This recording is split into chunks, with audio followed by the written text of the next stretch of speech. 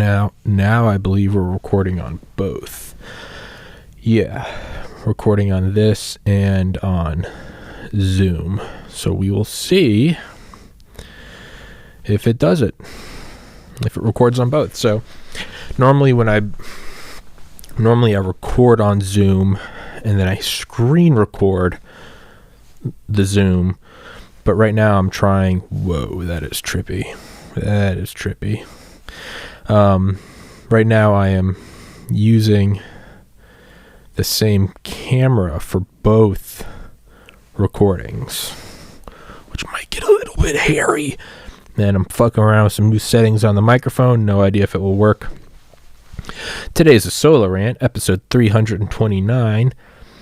About a book that I'm reading. I've contacted the author, have not heard back, but I'd really like to get him on. It's called The War State by Michael Swanson. It's on Audible. Zia is the book. The War State, The Cold War Origins of the Military-Industrial Complex and the Power Elite, 1945 to 1963. Peculiar ending date. So, because it's a solo rant, we are walking down this road of insanity together, and we don't know where it's going to end up. Oh, come on. I'm downloading Hitman 3 right now, as well as Mafia, the Chicago one. If anybody knows any good free roam games, please comment them. I don't like playing with other people. I don't really like campaigns. I like it. If there's nothing else to do, I'll do a campaign, but I don't like them. Their time suck. I like free roam because I mute it and then I listen to an audiobook. I just like to, I don't like to know the rules. I like to get rid of the mini map, no tutorials, no prompts, no nothing. I just like to run around and just blow shit up. If anybody knows any good free roam games, I do not give a shit about the campaign. Just Cause, never was a fan of the camp. Just Cause 3, I liked the campaign. Just Cause 4, campaign shit. Great open world games. Just Cause 4, although the campaign sucks. Great sandbox game. Thrusters and balloons. Grand Theft Auto 4 and 5. Solid campaigns, but I just love driving around. Ace Combat, there's Free Flight, but Hitman, I'd never play. I just kill everybody. Yeah. So if anybody knows any good free roam games, I have an Xbox One X. I can't fucking find a Series X anywhere. What a shitty launch of a console, and they don't even have enough to go around. But let's get back to the was it The War State? I don't even remember the name. But what I really like about it is it seems like it's the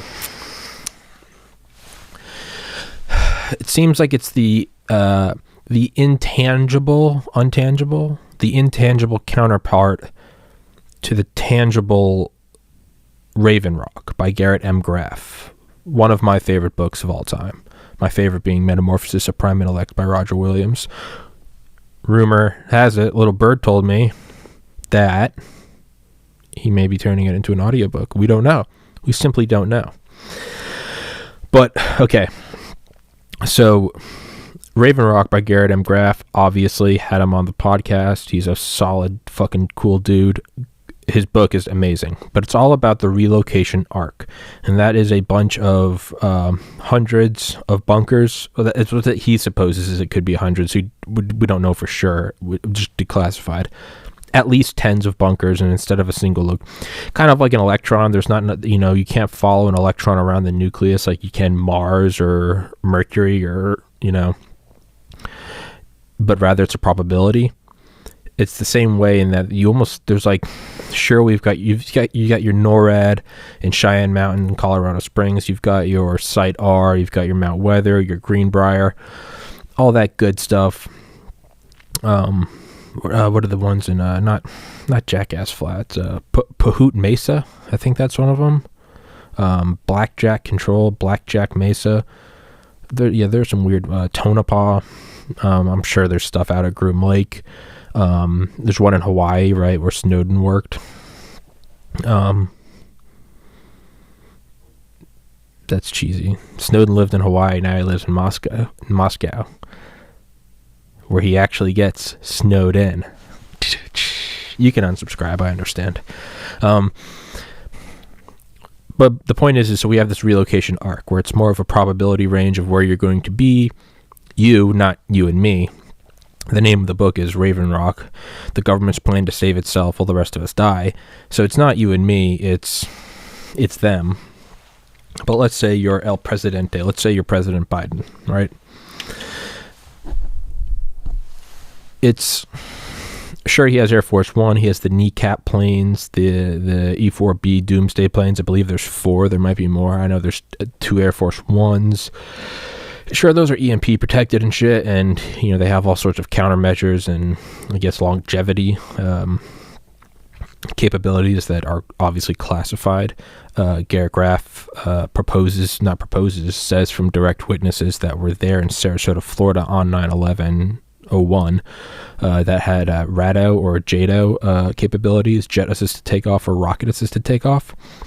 Point being, just the beauty of a solo rant is they're just out there. The whole thing is there's this literal deep state, right? There's this whole network of hardened, buttoned up complexes. So they're all under X amount of earth. A lot of the really good ones are under mountains, thousands of feet of granite. They have, they're on springs. They're on this sort of cushioned superstructures that can sway. They're wrapped in steel and in copper or copper mesh, and it deflects an EMP blast. It also defects any surveillance or eavesdropping or hacker man. They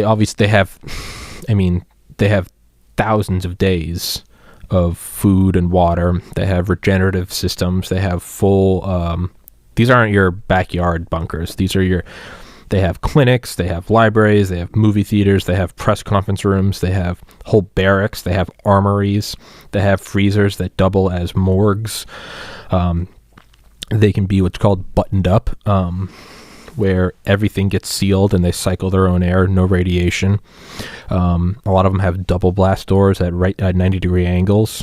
So like NORAD has blast doors, and then it's like halfway down. It's like a loop driveway, and in the center there's like a second blast door. So no matter what, the shockwave can only hit it after being broken up perpendicularly.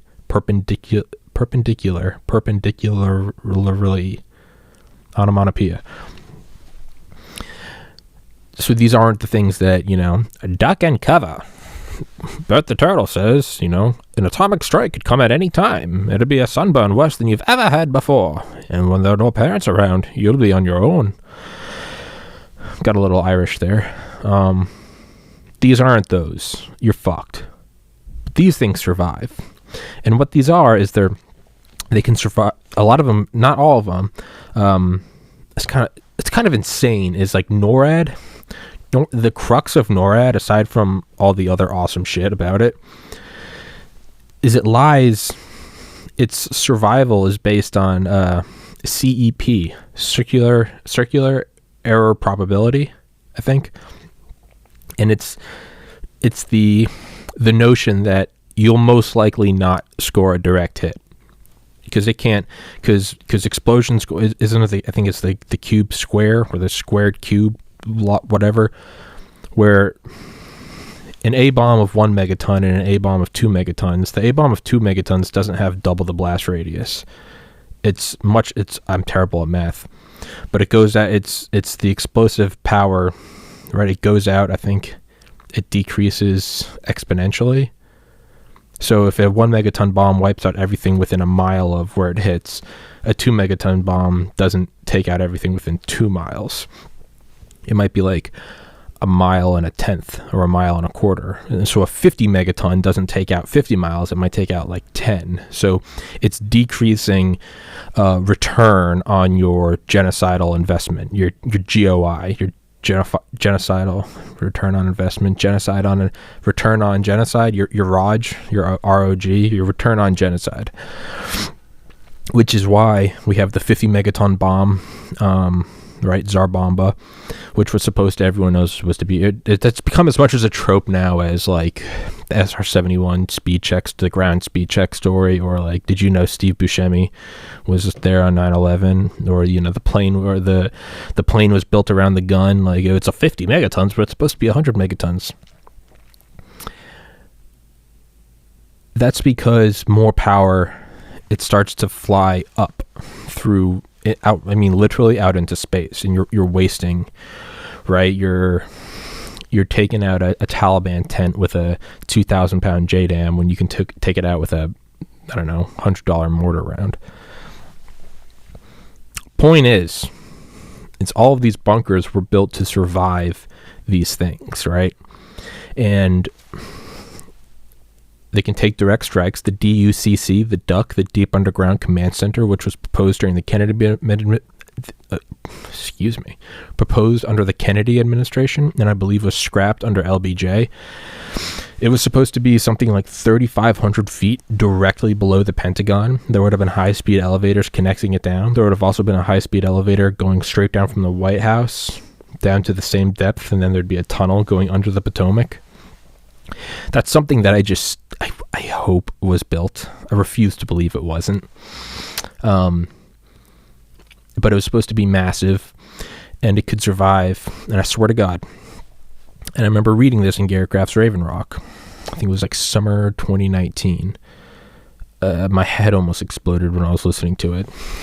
It was, it could survive multiple direct hits from 200 to 300 megaton weapons. And when I first read that, one of the reasons why I love Raven Rock so much is because it's someone like myself who wants the fantastic to be true. I want Air Force One to be able to fold to become a swept wing plane and go Mach 3. I want that to be true. I want the Aurora SR-72 to have been true in the 80s. All the skyquakes over LA. I want that to be true. Or as Michael Schratt said, there'd be the 5:04 a.m. booms over Catalina Island, except for on Thanksgiving, and that's how we knew it was one of our own. I want those things to be true, but deep down I know that they're not. What I loved about Raven Rock is it actually kind of like fucked with my perception of what I thought was real. Like we have the Army, and then, you know, the cream of the crop go to the Rangers, and the cream of the crop of those go to Delta. You have the Navy, the cream of the crop goes to SEALs, the cream of the crop goes to SEAL Team 6 or DevGru. And then from there, I always try to teach people about CIA SAD, the Special Activities Division, which recruits from both of those. And it's like, yeah, no, it gets crazier than you think.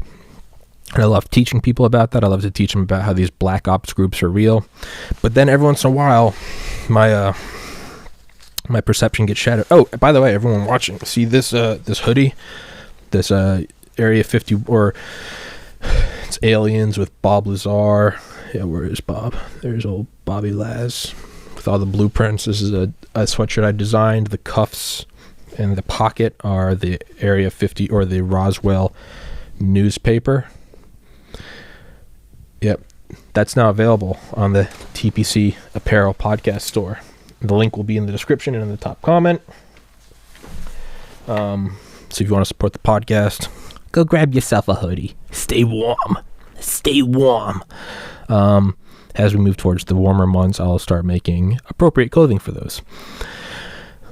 CIA Special Activities Division, when I talked to Dale Comstock, who was in that unit, as was Joseph Tedai, neither of whom can legally acknowledge that they were. But they actually can't. That's why they call it OGA. Dale calls it OGA. Tedai calls it the unit that I was in. Not to be confused with Delta, which is capital U, the unit. He just says this is the unit I was in. They were both in it. That's the tippy top. It is the actual inspiration for Ian Fleming's James Bond. It is also who Alex Mason and Woods were in Black Ops 1 and 2, and I guess Black Ops Cold War as well, at Special Activities Division.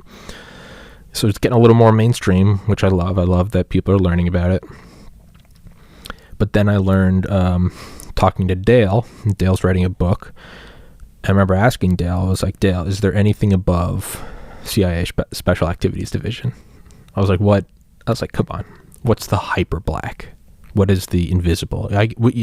Maybe you call it white ops, right? And he said that mercenary work. And I remember when he said that, I was like, that I don't know, it kind of sounds like a nothing burger, like mercenary work, like I kind of think about mercenaries like Blackwater, like you go buy some and they cover your oil rig off the coast of wherever, Namibia. I don't even know if Namibia has a coast. Not important for me, not important for this podcast, important for them. And he said, no, this isn't that. He kind of scoffed at that. Dale's a hard ass, because the last episode Dale was talking about the Navy SEALs and BUDS training. And I always look at that like that's going to be the hardest shit ever. And Dale's like, yeah, they're laying there doing scissor kicks, lying in the sand, sprinkled in sand like a bunch of sugar cookies. It's like, fuck. Dale shits on them. But Dale said the CIA Special Activities Division was a step above Delta. He was like, Delta's cool and all, but CIA SAD is like, you really want to prove yourself, because you're not there with a team. You're there solo. Or sorry, you are there with a team, but you don't have you can't call in air support. It's plausible deniability. They say, we don't know who you are if you get caught.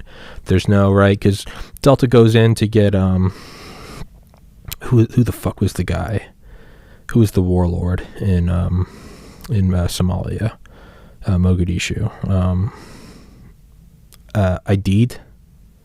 Yeah, I think Aidid, right? They still had the Rangers covering the 4 blocks around them. When they go, or like DevGru, when DevGru goes in to go get Operation Neptune Spear to go get Bin Fuckface in Abbottabad, Pakistan. There's still a bunch of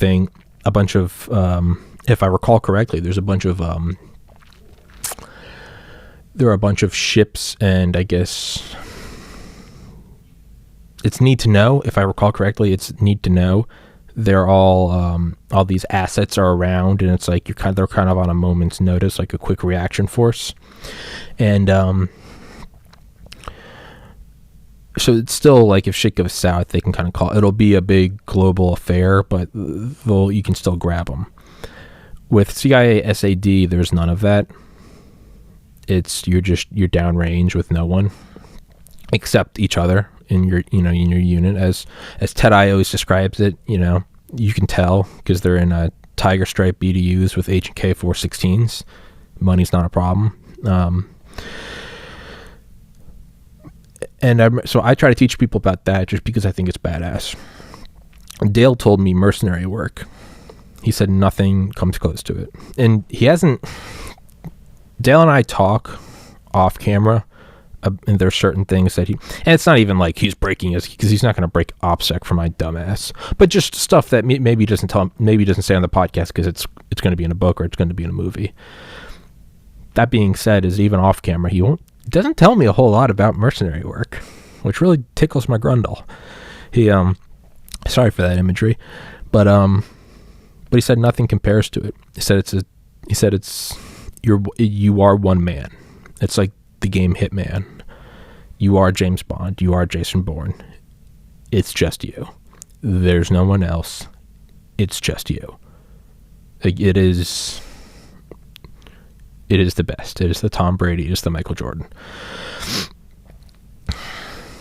The point of all of that is, that kind of happened with planes, right? Everyone knows about, 747. Oh, the Airbus A380.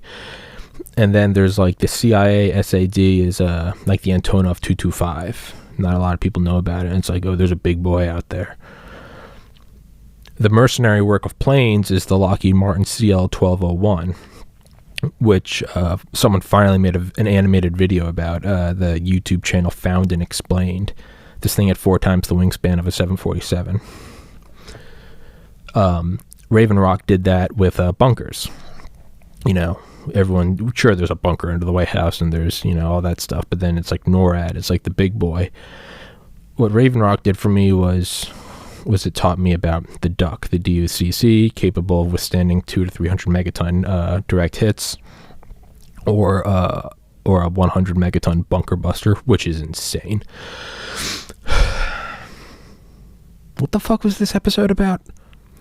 Oh yeah, War State. Back to the bunkers. So what these are these solidified, hardened structures, right? Where it's, you can have your White House, right? Sure, we have all these security checkpoints. We have all these, I mean, God knows how many cameras and detection systems have saturated that city over the decades as technology increases. I'm sure there's all sorts of buoys and underground and underwater sonar shit and whatever. Right? But, right, and I'm sure there's tons of SAM sites. I'm sure there's tons of Patriot and THAAD missile sites, right? I'm sure that there's probably laser assets. And that's not conspiracy. That's 80 strategic defense initiative. General, what is his name? General, Abramson. Right? Laser weapons, directed energy weapons, so they have their kinetic, the garages, which is basically these like SAM sites in space with these air-to-air missiles, but because there's no vertical or horizontal friction relative, that they can go up to like super hypersonics in space, blah blah blah. I've done an episode on that. That's a great thing. That's a great rabbit hole to go down if you enjoy that stuff. Strategic Defense Initiative. Try to look up the interviews with Lieutenant General Abramson, James Abramson. But they talk about directed energy weapons, as well as laser-based weapons. I believe the Soviets tried to put up a carbon dioxide-based laser weapon, like liquid carbon dioxide, which is pretty cool. I think it fucked up, though. I don't think it made it to orbit. But they talk about that stuff in the 80s, right? We know that there was the YAL. I think it was the 2000, the YAL, the big chemical airborne laser that we put on a 740. I was part of it. I was the pilot.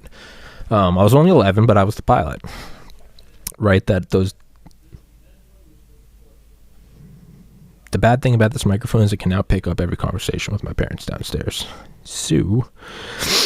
But YAL, airborne laser system, and the 747, right? Got that big defense that, Dick Cheney was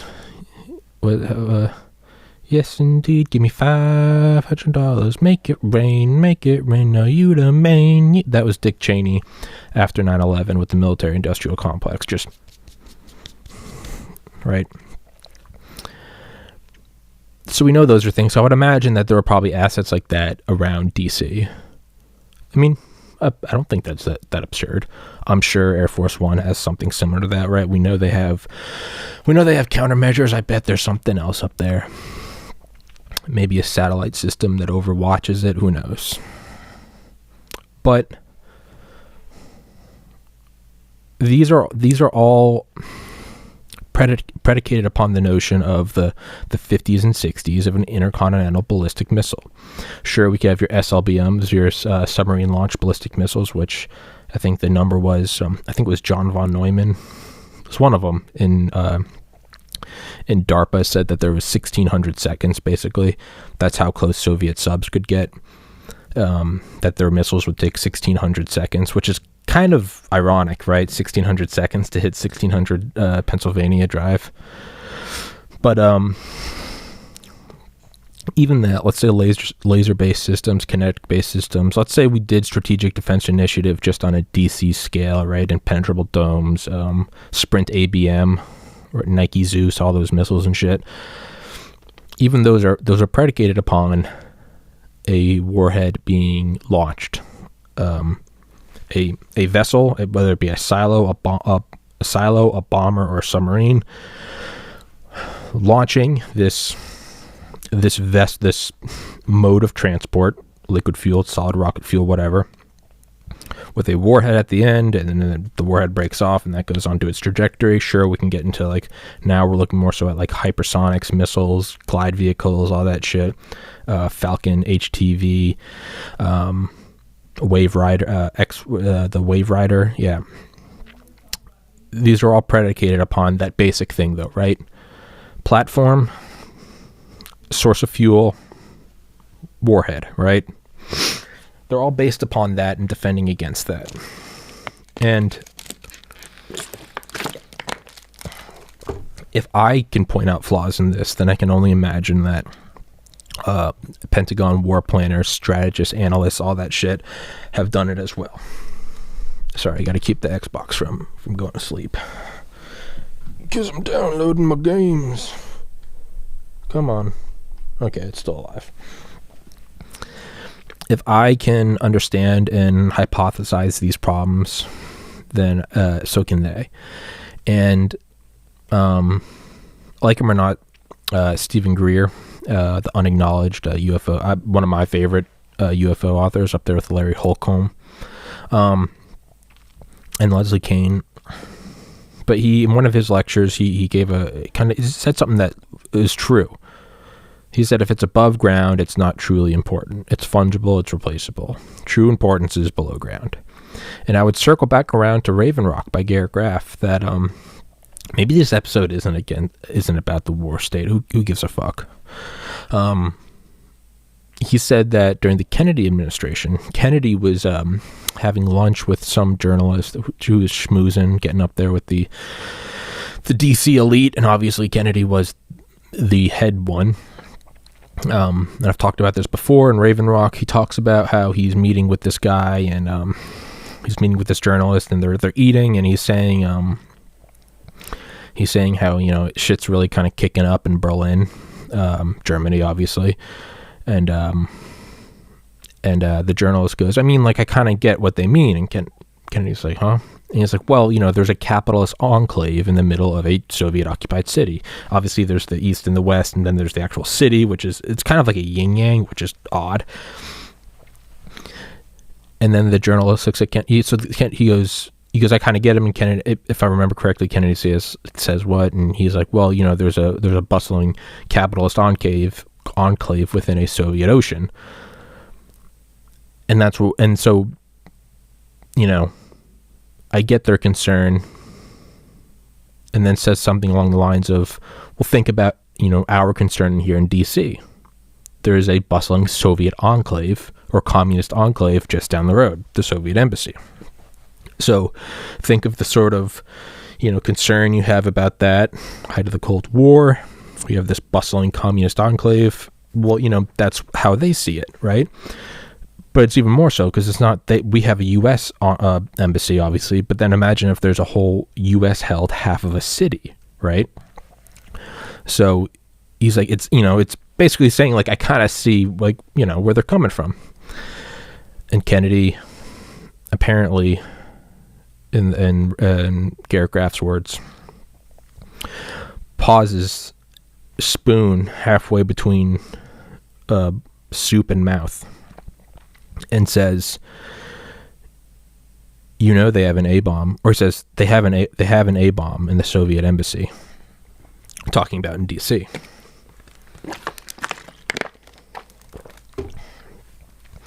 And the guy goes, sure, you know, just, and he goes, no, really, they snuck in the pieces in diplomatic pouches and constructed it in the attic. And the guy goes, I think he says again, he goes, sure, why not? Kind of, fuck it, let's, you know, sure, let's, whatever, we're eating, drinking, let's war game this. And he goes, no, there's an atomic bomb up there. Something along the lines of, they have first strike capabilities, there will be no warning, it'll be instantaneous, and they can take out the Pentagon, the Capitol, and the White House. And the guy says, like, haha, to which Kennedy says, that's what I'm told, do you know something I don't?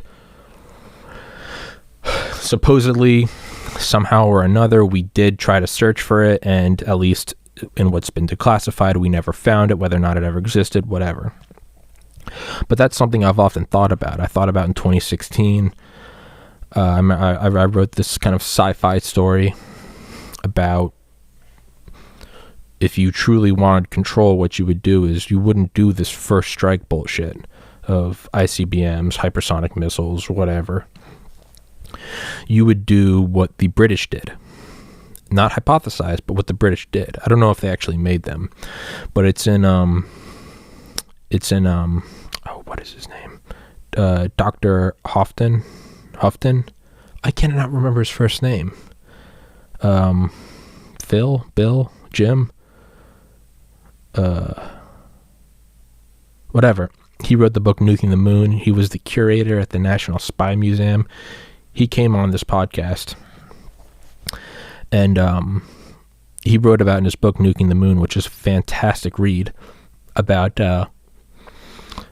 these nuclear landmines that I believe the British. I believe it was the British. It might have been us with them.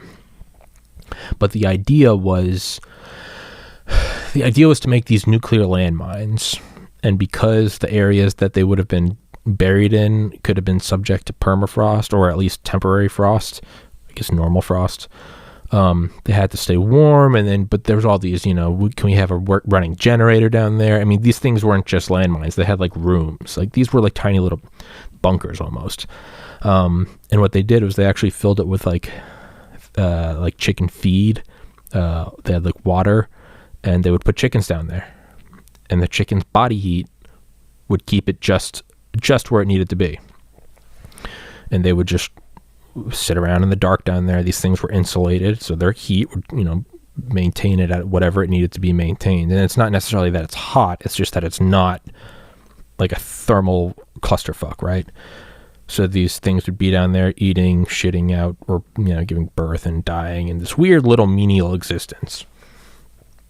What if that's all humanity is we're just this weird occupier, right? We're just this weird thing that some alien force dumped on Earth, and they're like, yeah, can you guys just keep it warm? Fuck, what if that's what it is? What if that's what global warming is? Can you guys just keep it warm?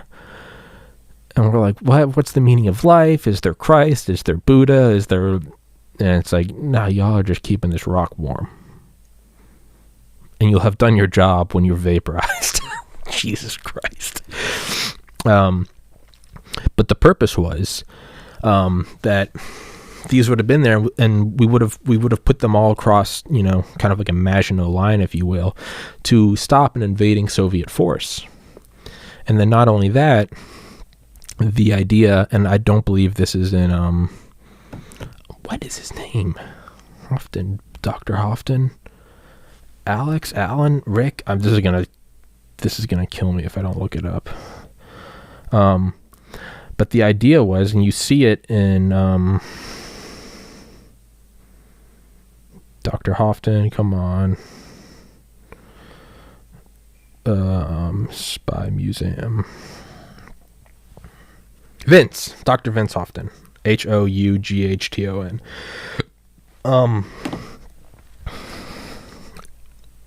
But the idea was that you could use these for any area that you wanted to deny.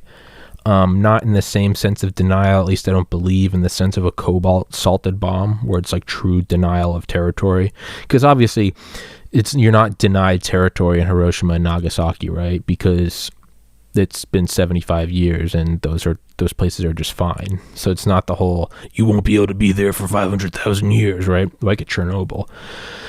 The idea of salted bombs was to make actual denied territories, like permanently denied. Like you could not go there. Basically like Chernobyl on demand, right? That's crazy. COD, Call of Duty, Chernobyl on command, COD, COD. And that's the plot of Black Ops Cold War, is Operation Greenlight, right? I haven't played the game, but I know that's the plot, is that you put nukes under European cities in the case that the Soviets ever try to occupy them. We don't need to worry about first strike. Just take them out. Make an impenetrable line of radioactive hell that they can't go through, or you wait until they're occupied in there, wait till all their forces are there, let them set up forward operating bases, get them nice and juicy, and then vaporize them. And there is some scientific, I don't think we're going to get to the book War State, which, whatever. It's a solo rant. Buckle the fuck up. There is some historical accuracy in Operation Greenlight, in that the name Greenlight, there are these things called Greenlight teams. American war hero who's still alive, and I would really like to get him on here, Billy Waugh. Waugh, who is the, I would say, main character, although the book isn't really like that. It's a nonfiction book. Surprise, Kill, Vanish by Annie Jacobsen, author of The Pentagon's Brain, DARPA, author of Phenomena, author of Operation Paperclip, author of Surprise, Kill, Vanish, and author of Area 51. I love her. But she talked to Billy Waugh, who's, I believe, in his 90s now. Billy Waugh remembers Pearl Harbor. He fought in Korea, and he fought in Operation Iraqi Freedom, and everything in between. He hunted the jackal. He said he got within like arm's reach of Bin Laden in the early 2000s. This guy is right now. Dale Comstock is Billy Waugh. Give Dale another 30 years, and he will be the new Billy Waugh. Just, the veteran soldier where it's like, knock at the door and he's in his cabin in the woods and, it's the president. And it's like, we need you, Bill. And he's like, I got out of this shit. And he's like, there comes a time where we just need you, Bill. You're the only one who can, And the trope would, I'm just making this all up, and you'd be like, can't you go get Bob or Kevin? And he's like, they're both dead. Damn it, Bill. Fuck. I swore over my daughter's life I wouldn't get back into this shit. We need you. And then it would play like it would play like the like, fuck, right? Maybe some John Wick. He breaks up the floor and pulls out the gun. Anyway, yeah, just have all those tropes, right? Yeah. Anyway, Operation Greenlight, which Billy Waugh is part of, the Greenlight teams, and that's where these guys would jump out of the backs of planes or they get on little dinghies. But it's even crazier that they actually used to jump off of planes. Strapped to their chest would be these like 1 kiloton, maybe 2 kiloton nuclear warheads. When they got really good at Sandia, Oak Ridge, where they really kind of shrunk them down, right? They get that technology where it's not just a smaller computer. Computers just take the size of the room, but rather they get them to the size of microchips. Hell, we did it with A-bombs too, because why not, baby? So we get these things to the size of kind of like the big brothers of like claymores, right? I think they'd weigh like 100-something pounds. They kind of made it just, it's like wearing a backpack backwards, kind of. Not that I forget from all my time jumping out of planes with A-bomb strapped to my chest.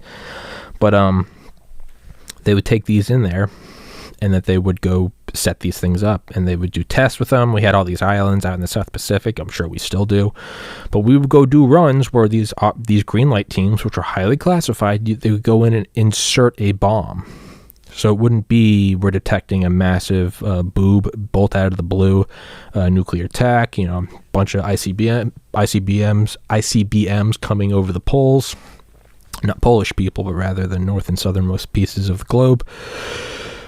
Right, we have Curtis LeMay would send these, all these B, whatever they were, what was the Hustler, the B-47, I think, would send these sprinting right to the lines of the Soviet Union, turn around, not that, or all these subs, blah, blah, blah, big military buildup. But the idea was that we would place these in there. So we have the British putting their underground nuclear landmines, and then we also have the Greenlight teams. Combine the two, and I think I believe that's where you get Call of Duty Cold War, or Black Ops Cold War, is Greenlight teams, where you put all the bombs under.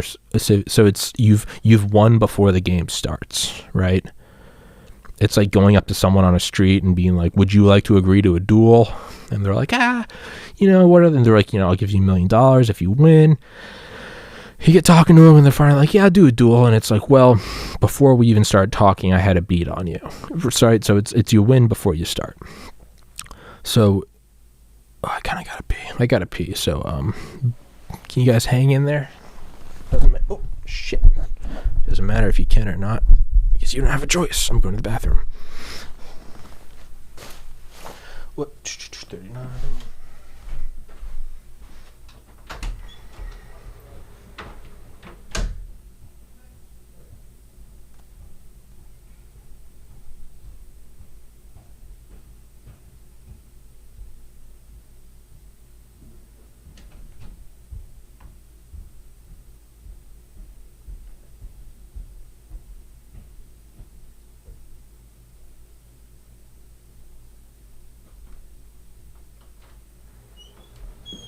Hey, Tom.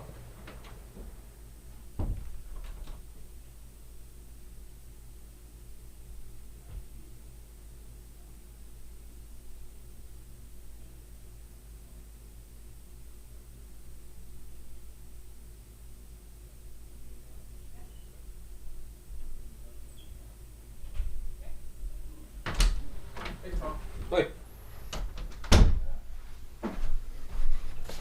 Okie dokie. Sorry about that.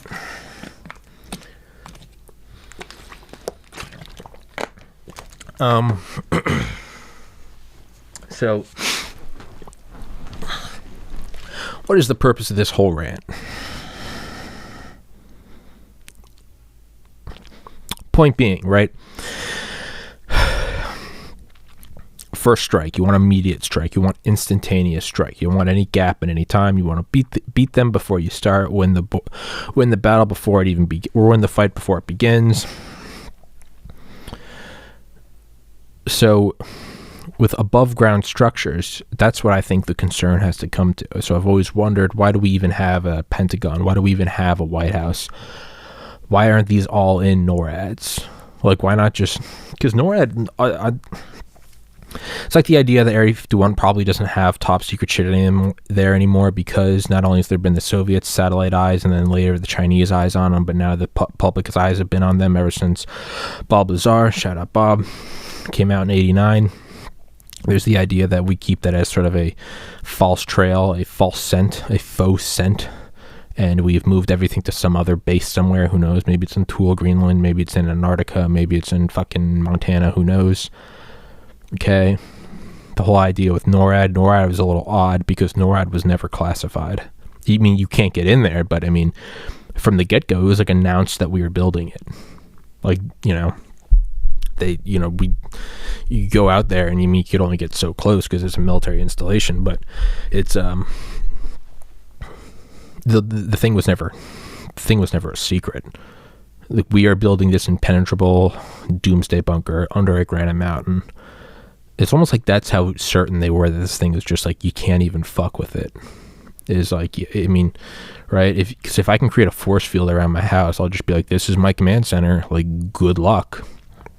I really need to lose weight. I can see my triple chin. Yeah, I got the triple chin going now. That's impressive.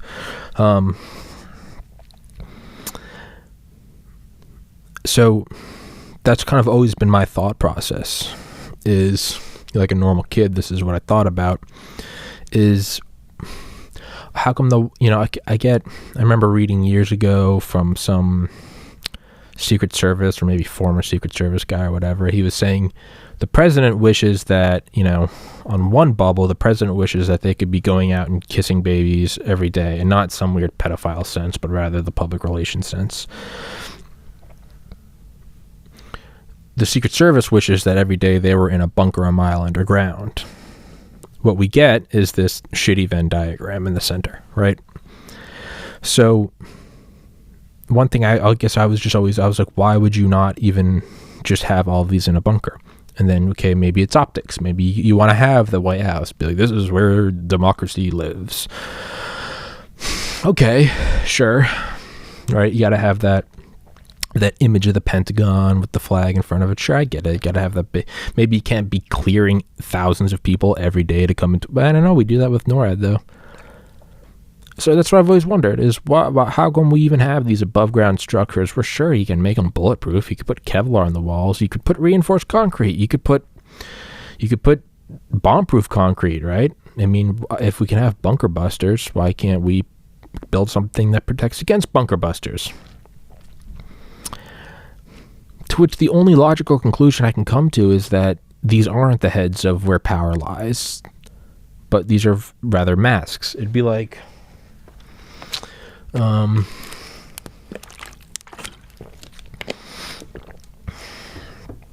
what's a way to say it? Would be like,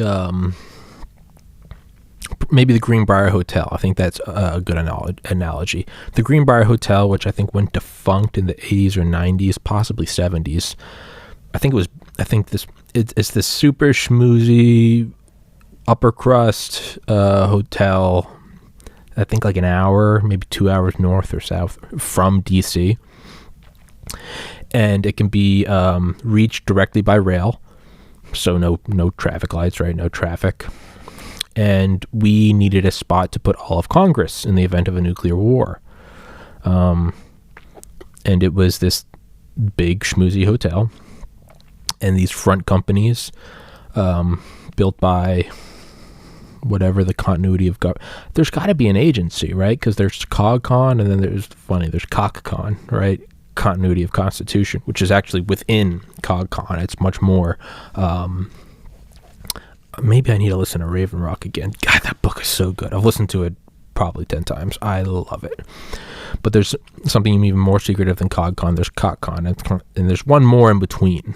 But the centermost one is the continuation of the Constitution, the continuation of a democratic republic. It's the core of everything. It is to survive no matter what, right? It's like the gold record we put on Voyager 2. There's no topic. Why am I even trying to pretend it's ever getting off topic? It's, where was I getting at? But no, Greenbrier. So part of, I guess, that's what I was thinking. There's got to be an agency for CogCon, right? Because the NSA was a denied agency, no such agency for like 20 years. The NRO was even more secretive. I don't think for longer, but more secretive until it came out. There's got to be agencies right now that we don't know about. Not that they have classified things, but that their very nature is classified. I, for one, don't think that Space Force is being created. I think it's being declassified. So whatever this agency is or body that creates continuity of government, physical planning, not just the planning, but the physical structures, which, I mean, I would imagine they just made one of these things for Congress to tell them to sort of shut the fuck up. And I know that the mind goes, well, Congress probably allotted funding for it, so they wanted their own. I think a lot of this stuff, if they really want it, they don't give a fuck about Congress. They just say national security, eat a dick. But regardless, they made one for Congress. And it's just such a hacky boomer humor. And like Congress, it was bloated. Yeah. But it was this huge bunker built up at the Greenbrier Hotel. Like I said, connected directly by rail. And this U.S. government shell company bought the land. The owner was background checked and basically cleared. He was read in without being asked. They're just like, come here, fucker. You're going to know about the U.S. government's doomsday plans now. And this guy was just like, I just run this hotel. Not the case. It was a super nice hotel. This guy's definitely upper crust himself. But they said, like, this is within, within distance to the U.S. Capitol. We need to be able to evacuate off Congress. And we need it to be secretive. Again, odd, because NORAD wasn't secretive. I don't think Site R was either, nor do I think Mount Weather was. But for whatever reason, this thing was secretive. And what we did was, if you can't tell, I kind of make a lot of these. I do that when I'm thinking. This is how I teach myself, is I just talk out loud. I just happen to be recording this, and it's a podcast, but this is how my mind works. I just make noise. Regardless of the reasoning, there was this thing called the Greenbrier. And the Greenbrier, it's a big schmoozy hotel, right? Just choose your big fancy hotel on like a PGA golf course kind of thing. And because it was already there, and they're always expanding these things, kind of like Area 51, kind of always adding more shit, maybe Dubai-ish, kind of those vibes. Speaking of which, there's supposed to be a level in Hitman 3 about Dubai. Really looking forward to that. So the Greenbrier Hotel, always constructing things, right? And so we needed a place to build while kind of being hidden under a mask of other construction.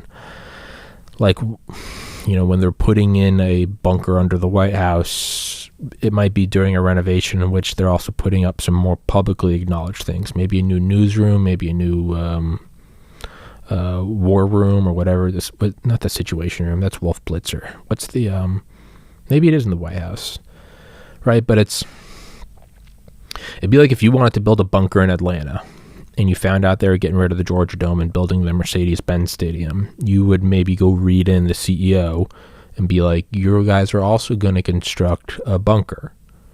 And all anyone else needs to know is that this is construction, right? Get that real sneaky. So that's what they did with the Greenbrier. And the purpose, I know I've been on this for like 10 minutes and I'm clearly talking in circles. This happens too.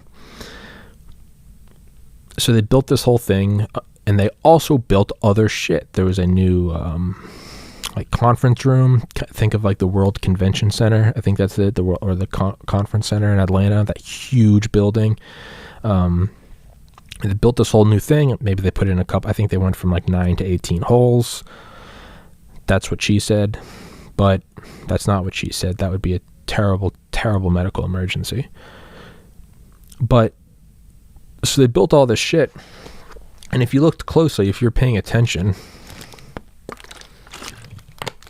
or you were educated in what to look for, you could see that it didn't add up. Why did they need like a whole fleet of dump trucks? Why were they bringing in enough explosive charges to remove like 10 times the amount of earth that they supposedly were moving? You know, they had the, you know, why build a conference room that, you know, could seat 100 people, but why did it have like 4 sets of bathrooms, each one with like 50 stalls, right? It'd be like building McDonald's that had like a 30 bed medical center and like 100,000 gallons of like drinkable water. It just wouldn't really add up, right? We see this a lot. We see this with the backbone of the survival telecommunications. That's not the name of it, but there's I think it was AT&T built the whole survival network of they literally had their own like doomsday backbone, and it didn't just use the normal civilian peon lines, but they actually had their own network of, imagine like, you know, the commercials, AT&T, this is your coverage, Verizon, here's your coverage. They actually built this whole physical infrastructure for this government communications I guess network, and it had 5 tiers. It was like normal, emergency, immediate, flash, and then flash 1 or something, and there's yet all these different priorities. One could override, others had to wait, blah blah blah. And these things, not only did they have their own network, but they actually, a lot of them, they would, you know, they'd have the tower somewhere, and then next to the tower they'd have what looked like the top of a nuclear silo and a nuclear missile silo, and that was for when like a thermonuclear bomb would, you know, predictably vaporize it and everything around it, which first of all was kept secret. No one knew about this backbone except for AT&T. That's why the Pentagon actually stepped in, and I want to say the 70s, to break or halt a State Department movement to use an antitrust law against them. The Pentagon stepped in and was like, yo, that's national security. Get a little hairy, but so not only did the people not actually know about these, but so if one would vaporize, then that thing would open up and a new tower would actually come up again, like a lizard growing a tail or something. And I don't know how many backups they had of that, but maybe 1. I don't know. I would love to believe they had 10, because I can't take anything at face value. I have to have it be more fantastic than it really is. But even the crews there were classified. No one. So even if you did get up there, it would just look like a normal AT&T tower. But even that wasn't enough. These things were classified. The government actually hired water trucks, or as like sewer trucks, to actually go up and down these like logging trails up in the mountains to make it look like it was just a normal fucking thing for anyone watching. Because this is what, right? If you're Soviet infiltrators or saboteurs, this is what you're looking for. You got to hit them in the weak spot. Don't try to take on NORAD. Try to take out the communication systems. But these things would have these like they'd have like a little like security kind of kiosk, if you will, where there'd just be like 2 guys there But then they would have these parking garages with like 500 slots. And this is all up on a hill in the middle of bumblefuck Appalachia. And it would be like, why is this seemingly like hot dog vendor sized building in the middle of nowhere next to a parking garage that looks more fit for a football game? And that's because it was all underground. So for the Greenbrier, it's, if you were looking closely, you could kind of see those discrepancies where it would be like, you're adding this new conference room. Why do you have 400 toilets? You're digging up this foundation. Why are you removing like enough earth to build a strip mine? Like, what is all of this? Why are you getting the Mosler Save Company to build these industrial doors to put in front of seemingly a hillside? And that was because they were building this big ass bunker there, but it was hidden. And it's also, so the more important thing I want to get at is it's not just the whole height of the construction, blah, blah, blah. The purpose is you have what just looks like a normal building. Greenbrier, probably just some fancy schmanz building with some like ornate trimmings, right? A-bomb goes off, whoop, that thing is just vaporized, right? Those old A-bomb films were like right at the immediate thermal pulse. You have all the paint vaporized, and then you have that, the overpressure kind of just blow it all away like a leaf blower up against a card tower. But imagine if you have a card castle, right? Thermal pulse blows off all the ink, and then comes the punch. Now imagine if you take that leaf blower, right, and you take it to a house of cards, right, and you blow it all away, and then imagine at the center of it is, a metal box. You'd be like, I wasn't expecting that. Or maybe it wouldn't even be. Maybe you have the card castle, right? It's on the front lawn. You take the leaf blower to it and it blows it all away like an A-bomb would. And there might be like a little metal box, and you kind of uncover some dirt and you realize there's like a whole, metal crate buried under your lawn. It survived, and it survived masquerading as another building. And so it seems that there seems to be more defense behind that, because if you just have your like little metal building and it's the tip of an iceberg, that in itself would probably, I would imagine, draw attention to a nuclear targeting strike group or whatever the equivalent is. You're Soviets and you're looking over all your shit in your big war room, a la Dr. Strangelove, is you'd be looking for that metal box. Clearly that is important. It is a 99% buried metal box. But if you cover it and say, and not even in the faux sense of where we had like bomber factories, I think somewhere in the Midwest, and then we would draw over these big fake towns, we'd put them over these hills. We'd like cover these factories with dirt, and then we'd put whole towns, just like the kind of towns you'd put up, ironically enough, the kind of towns you would put up, in the Nevada test site when you're testing the early A-bombs, back when they were still just in the kilotons. But which is odd, because we built these before the A-bombs were using them, because we built these during World War II to, I guess, prevent against bomber runs. If it just looks like another town, you're probably not going to expend your probably not going to blow your load on it. Not to be confused with the inflatable tanks that Patton used to throw off the Nazis when Eisenhower came through and skull fucked them on D-Day.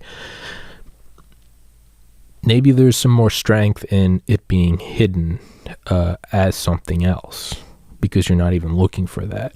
Unless, of course, granted, I think it was Oppenheimer, it might have been Truman, said like hydrogen bomb. There's something evil about hydrogen bombs because they have a built-in policy of extermination as opposed to military strategy.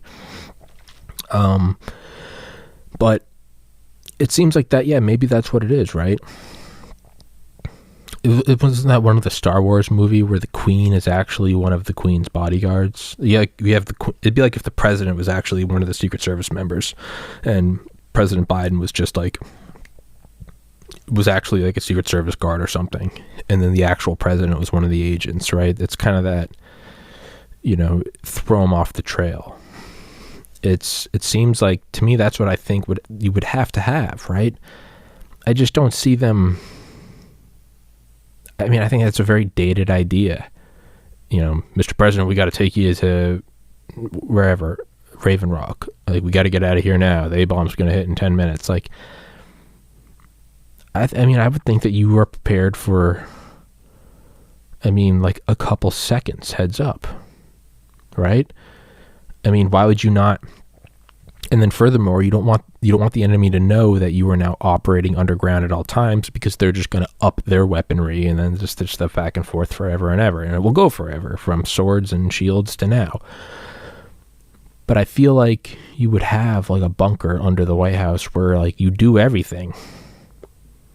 And you just leave that facade where it looks very weak and it's just this fucking wooden and stone structure that will be vaporized but in reality you vaporize it, but like the bunker's still there just fine. Kind of like the black box of like the plane, right? So it seems like, I feel like those have to exist, and of course the real strength in them would come from secrecy. Now, that whole explanation, an hour and 10 minutes in, or nope, an hour and 1 minute in, was I wanted to get to, so that's the physical apparatus that exists just under the fungible, disposable structures. Pentagon, White House, Capitol. Right, we have Site R, Mount Weather, Greenbrier, NORAD. This book I'm reading, War State, is about I guess more of like the intangible corollary to it. It's the power structure, not necessarily related to continuity of government or nuclear war, but rather that very notion of an existential threat to an existing power structure. And I think it's interesting that, so I'm not actually talking about the actual like personnel, the personnel parallel to the physical bunkers, the relocation arc. You have your bunkers and then you have your people that man the bunkers. That's not what I'm getting at. What I'm getting at is it's an analogous relocation arc. I would imagine that there's probably some overlap, right? Why would they not be interested in these nuclear hardened, buttoned up, radioactive, biological proof structures? What I'm looking at, or at least getting interested in, is this actual idea of a deep state, a military industrial complex, a technocratic global banker elite, whatever it is, the entrenched power structure that's not a conspiracy, that's as old as man itself. I like that idea because it makes me think of like those anthills where you see, I don't know if you've ever seen those videos, but if you haven't, you should look them up. You take liquid metal. These guys, they'll melt down aluminum or whatever, and they'll find this big anthill. It's pretty fucked up, but they'll dump the molten metal down. They'll dump gallons of it. Then they'll let it kind of cool overnight, and then they'll come out and they'll dig up this big chunk of land, and they'll pull it up with like a fucking whatever, some piece of machinery, and then they power wash it off, and you have what looks like a three-dimensional. It's not what it looks like, it's what it is. It's a three-dimensional casting of the anthill. And granted, all the ants are dead, but you have this like beautiful, ornate anthill made out of just metal. And it's a very good analogy actually for what I'm talking about with these whole hardened structures. You have these things that you can blow away everything else, right? So let's imagine let's say the anthill was just metal. Let's say that was a natural process of ants as they make these metal structures. On the surface, you would just see the little dirt anthill. You go kick it, haha, stupid ants. But the reality is like when shit went down and there was a flood or an earthquake, there's actually this metal structure that is not affected at all. So I think that, and again, there's probably overlap with the actual physical structures just because, safety, continuity of whatever your operation is. But more importantly, metaphorically, I think that there is,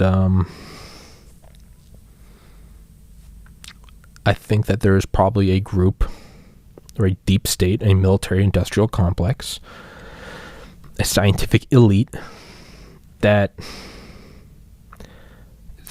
metaphorically exists in the same way. presidents can come and go, prime ministers can come and go, there can be depressions, recessions, there can be bubbles and booms, there can be whatever. Nations can redraw borders, and there can be marching armies and whatever. But there seems to be this power elite that, again, probably have their own bunkers if they're not. I don't know why you would have your own, though. I feel like if you were truly nefarious, you would sink your teeth into these government sectors and drain the funds from the masses to build whatever.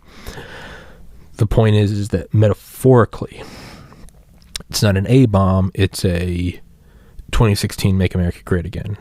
It's not an A-bomb, it's a blue wave. It's not an A-bomb, it's a Joe Biden Build Back Better, right? It's not a hydrogen bomb, it's a shift of power from the United States to China, or from Germany and Italy and Japan to the United States and Britain, or whatever. Or from Britain to the United States, or whatever. It's the shift in power, because we see power move around, right, around the globe.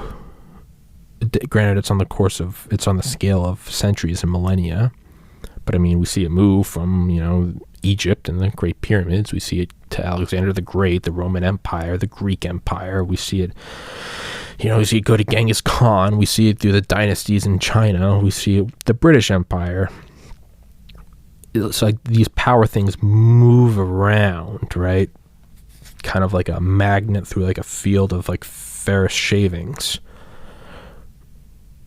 But there seems to be this entrenched structure that metaphorically is very similar to these hardened nuclear structures. Everything around, everything above can change, even be obliterated.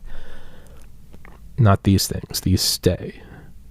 4-year elections, terms, inflation, economic booms and busts, whatever.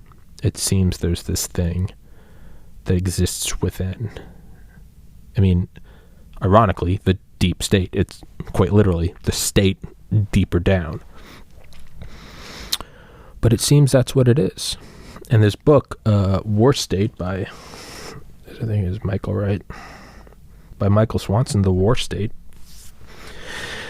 That's what it kind of seems to be. And I'm only partway through it, so I'll finish it.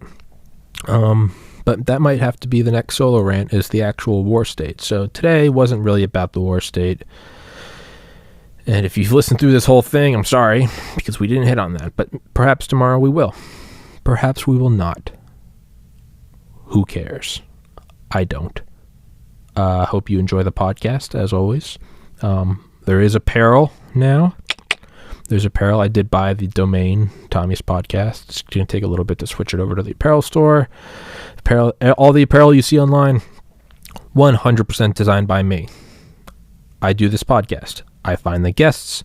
I email the guests. I buy their books. I read their books. I research their books. I set up interviews. I have them on. I interview them. I record it. I edit it. I produce it. I upload it. I put it in my own continuity of podcasts safe. I put it online. I try to market it. All this stuff, I designed these between 2017 through 2019. A lot of these designs took hundreds of hours. I uploaded these. I made the online apparel store. I got it incorporated. I did all the fucking stupid tax shit. I uploaded the files. I learned how to operate it. The Shopify, Printful, Printify, blah, blah, blah, blah, blah, blah, blah. All the weird shipping and taxes and different sizes and variants and stocks and blah, blah, blah, blah, blah. This is a one-man operation. If you enjoy this, please buy some apparel. The next purchase for this podcast, as you can see, and go back to the first episode and go to now, you can see how things have changed. I would say for the better. Perhaps not the content, but the actual physical, technological setup has gotten better. The next step is to move from a laptop to a full-fledged desktop, whether that be a built PC or a Mac. We don't know, but it's going to be whatever the biggest fastest, meanest computer I can find is. I love to upload in 8K. I'd love to get even better lighting, even better microphones. I'd love to get my own apartment. I want to get a room where I can just do studio. I mean, I've got some baseline sound suppression right now, and by that I mean it's a bunch of black moving blankets hung up on tripods and bureaus and file cabinets around me to sort of produce this shitty, not well done semicircle around me. This microphone, still don't really know how to use it, but it's definitely, I would say the podcast quality is growing. So if you enjoy this podcast and you enjoy seeing it grow, please go buy some apparel. Get part of the Patreon. Patreon right now is at $26 a month. Swinging from the knees. Shout out Kiro, Garrett, and AJ. I'm torn on Patreon because I've only ever paid for one thing on Patreon, and that's the Tim Dillon Show, and I will do that until the end of time. Tim Dillon's the funniest man to have ever lived. I will die on that hill. I paid for his because he does one episode a week, but if you get on Patreon, he does a Patreon episode a week, so you can get 2 a week. I can't get enough of him. It's $5. I do it. It's fine. I will always do that. He's hilarious. He can also do that because he's funny as fuck. He's funnier than any man alive. He's been on Rogan a couple times. He is the new Rogan, in my opinion. I'm torn on doing that because I don't want my Patreon members to just kind of get on the Patreon, not get anything in return. Like, I kind of feel like that's a shitty deal for them. However, at 1,839 subscribers, I think the more advantageous thing to do for this podcast is to not have like premium content that you have to pay to get. I don't think I'm there. I don't think I can, Rogan got big enough to where he could say, all right, fork it out, I'm going to Spotify. I think that was the nail in the coffin for him, in all of my wisdom. Tim Dillon, I've turned on so many friends to Tim Dillon. I think if he put all of his content online, he would probably have a bigger following. Sure, he wouldn't get the 80,000 a month from Patreon that he's getting right now, but if you could access all that content for free, I mean, I think that would indirectly lead to a contract worth more than what he's getting now. So for me, part of me wants to put the solo rants on Patreon, and you can pay to get, but I think it's going to benefit me more in the long run, benefit the podcast more, if I just put everything up on YouTube and BitChute and Rumble for free, and then if it can reach more people that way, if more people can get hooked in. I don't know, I'm tempted to put it on Patreon and $5 a month and you can watch these solo episodes, but it's like, how many people is that really going to pull in versus how many people am I going to exclude because they didn't reach it? Yeah. So I don't know. Probably not going to do any Patreon content, which, hey, I completely get. If you don't want to join the Patreon, what the fuck are you getting out of it? True. But that's where my logic is right now. So yeah, Patreon, go to the apparel store if you want anything.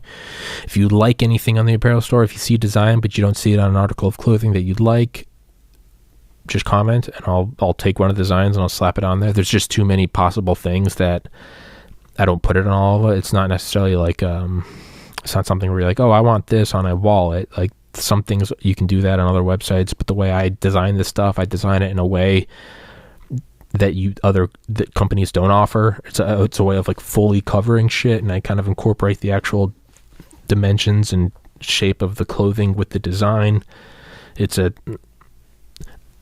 I can't go in and make every article of clothing. Well, I could, but I just don't have the time. I would have to do that all day, every day for a year. So really, a lot of the stuff is like, it's on a hoodie, it's on like yoga pants, it's on like a long sleeve shirt, short sleeve shirt, and then like a unisex tank top, and that's just kind of right down the middle. If you want it on something that you can't find, like a beanie or a backpack or socks, comment and I'll go slap the design on there. Probably not going to be making new designs for a while. I haven't for the last year or so. It's just not where my heart is right now. And when I put my heart in, I can make dope shit like this. I don't really think that forcing this stuff works. Yeah, this is the hoodie. It's pretty dope. You've seen me wear it before. Yeah. So Patreon apparel. And yeah, I hope by the end of 2021 get a new dope computer and really kind of try to step up the quality even more. It would be computer, and it would be getting my own apartment so that I could take a room and kind of really, put a bunch of sound absorbing panels up and everything. Try to increase the quality even more. Yeah. Definitely faster internet. That would be an expense. I'd want like gigabit Ethernet. Because there's, now when you see Rogan on Spotify and he puts them up, but you watch them and it's a week later, and they're kind of, granted, a lot of them aren't time sensitive, but I find there's always something a little more attractive about finding a podcast that was uploaded that day and it's from a couple hours earlier. It's just, I don't know, you kind of sync with it a little more. Podcasts like this take hours and hours and hours to upload. I would like to get them up in maybe like 30 minutes. I think that would be cool. But no, did it die? Nope, not yet. Yeah, so that's what the money will go to.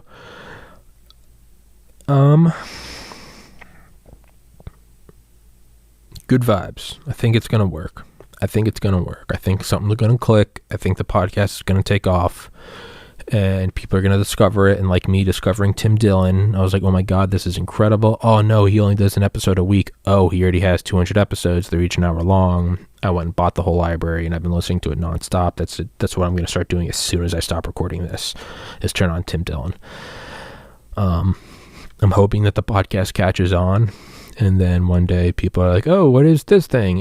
This guy has episodes. It's 329 episodes. Wow, there's something I can listen to as I pass the time before I dissolve back into the void, something like that.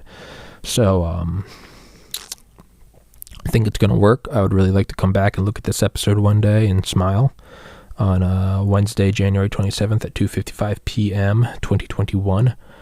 We're at 1,839 subscribers and 329 episodes as of this episode. I live with my parents. I'm 30 and a half years old, and I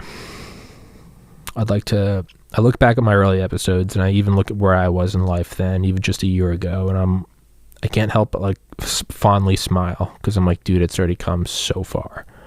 I keep metrics every day of all the data of this podcast, and I, on the Excel sheet, I was just scrolling through the other day, and I realized way out in the bottom, after like hundreds of blank spaces, there's a date, and it's April 25th, 10 days after the anniversary of my brother's suicide. And I was like, ooh, what would that be? That's the only reason.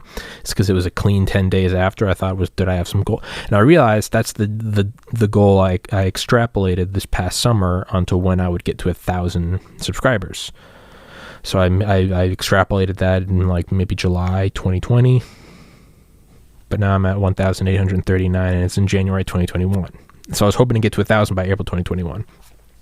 So I can look back at it and like smile at where it's gone.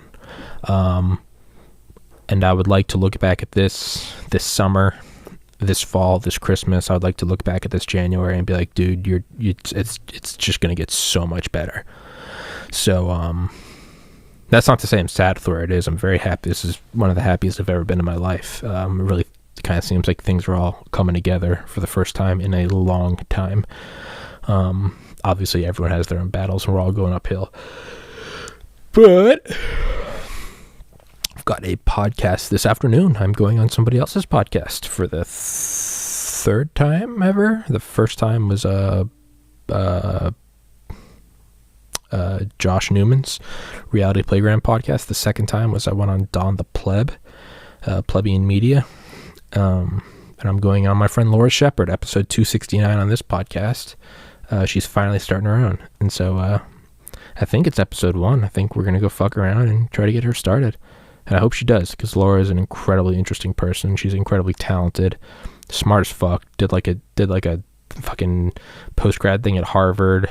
Worked for NASA for a bit, then went and became like a stand-up comedian for a little bit. Now her father just passed away a couple months ago, and I know she's kind of scrambling to make sense of it all, and she's making a podcast, so Happy to be on Laura, so that will be today. I don't know when she's gonna upload it, but you guys stay safe, love each other.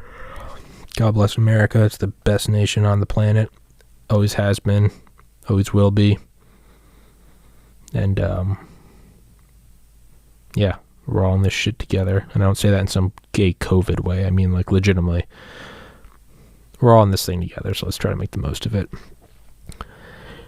And I'm all out of shit to say, so I'm gonna... Ooh, I cannot wait to play Hitman and Mafia.